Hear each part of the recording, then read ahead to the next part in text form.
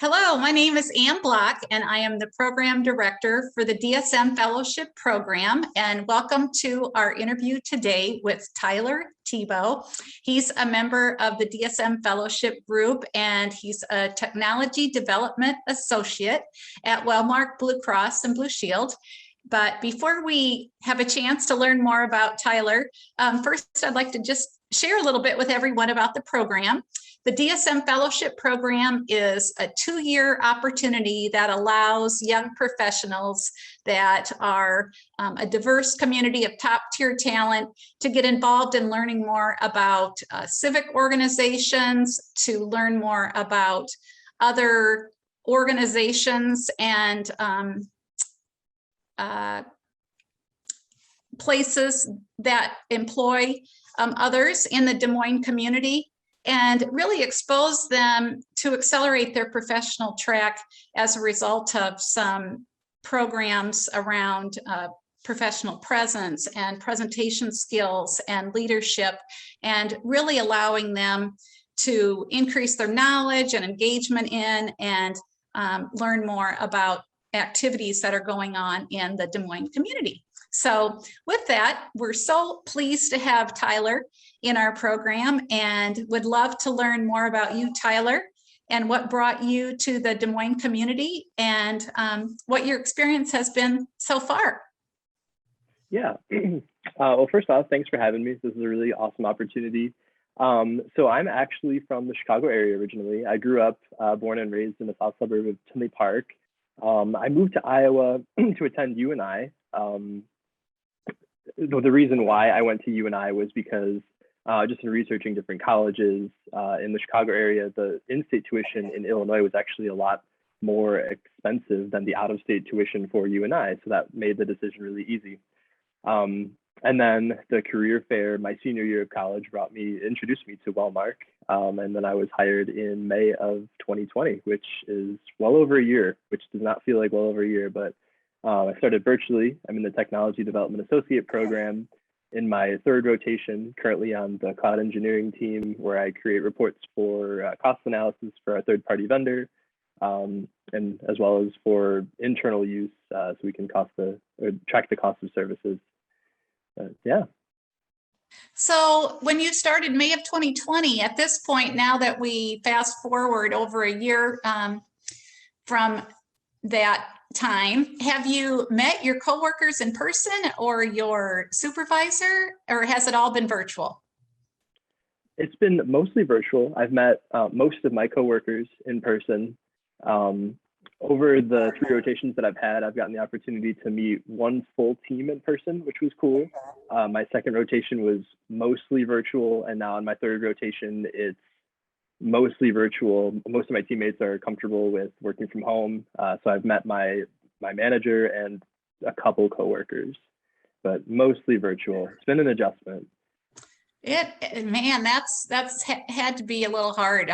It's such a big place, Wellmark, and to not have been able to really interact with them other than virtual is just a challenge for everyone, but especially when you never really worked together in person. So that's definitely a unique experience that you'll always look back on if we ever move out of the pandemic and we can go back to the normal situation. Right. But, and especially for the first job out of college, I mean, who would have expected this virtual situation? It's crazy. Exactly. We've all had to be very adaptable, right? Mm-hmm. So you've learned hopefully a little bit through the program at this point. You've been through some team building, you've been through leadership, you've had the opportunity to build presentation skills not too long ago with Taro International. Share a little bit, if you would, about your experience and maybe some of your favorite reflections as you look back on the last year and 2 months.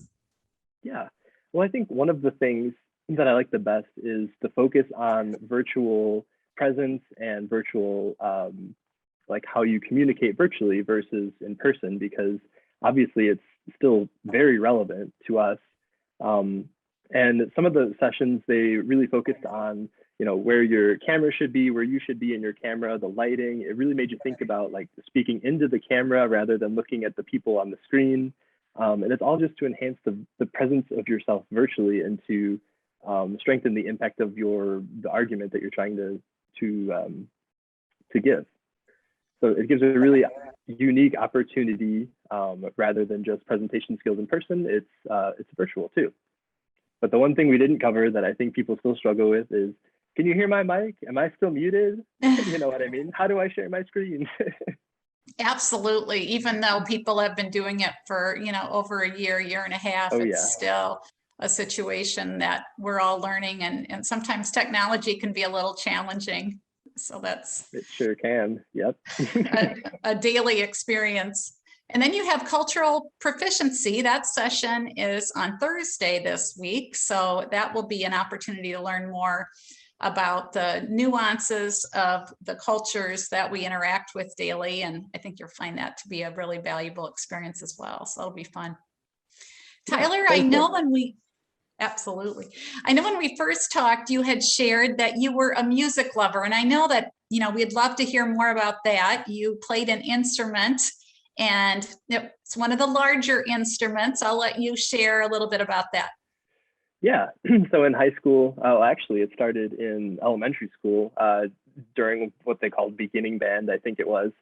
They introduced me to, the basics like flute, clarinet, saxophone, trumpet, things like that. And my band director one day took me aside and was like, "You have more of a tuba player build. Maybe you would want to do that." And I was like, "The tuba? You mean the big one?" He said, "Yeah."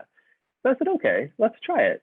And, that was, I guess, written in the stars because I played until my senior year of college, or sorry, high school. It's my senior year of high school. So it turned out to be like 8 years. Yeah. I was in the marching band, the top tier high school band. We had 3 levels of bands. But yeah, and then in the winter, when the marching band season was on hold, I was it's called indoor percussion. And I played the biggest bass drum that there was out there because I figured, well, I had the biggest instrument, so I might as well continue with that trend. So I played bass drum in the winter from November to April. Wow, good for you. You have to have strong shoulders to be involved in that. Oh yeah, definitely. That's definitely a fun experience, and you always see them at the college games doing lots of fun things with their instruments. So I'm sure you had a good time. And you shared you went to a concert last weekend, so you continue to have a love of music, it sounds like. Oh yeah. I've been to, I think, 4 country concerts in the past year. And country people are either love it or hate it, but I love it.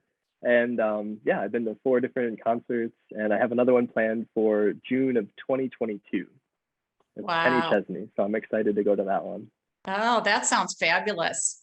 My husband and I are going to the Red Rocks in Colorado next June, so we're excited to see Lord Huron. I don't know if you've ever heard of them. It's not a real popular band, but we've really grown to appreciate their music. So that's fun. That's something that you can have your entire life, is the love of music.